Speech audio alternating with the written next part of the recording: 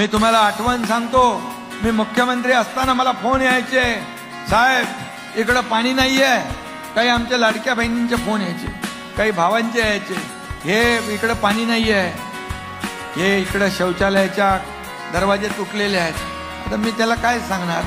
मी बोला, अरे तुम्ही, मी त्यांना असं नाही म्हणालो रॉंग नंबर, मी म्हणालो हा ठीक आहे, ऐकून घेतलं मी आणि त्याचा ॲड्रेस घेतला आणि तो फोन नंबर, त्या भागामधली तक्रार होती तिथल्या आपल्या आमदाराला, नगरसेवकाला मी पाठवून दिलं आणि म्हणालो जा तिथं आणि ते काम करून टाक.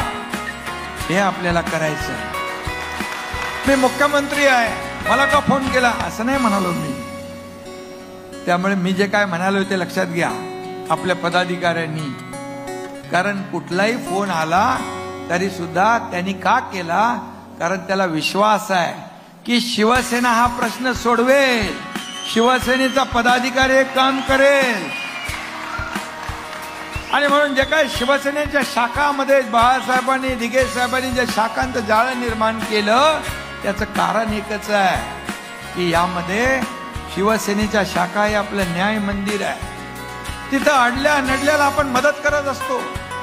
आता आपण लेक लाडकी केली, लाडकी बहीण केली, जे काही ठिकाणी अन्याय अत्याचार होतात त्या ठिकाणी देखील आपण लाडकी सून अभियान केले.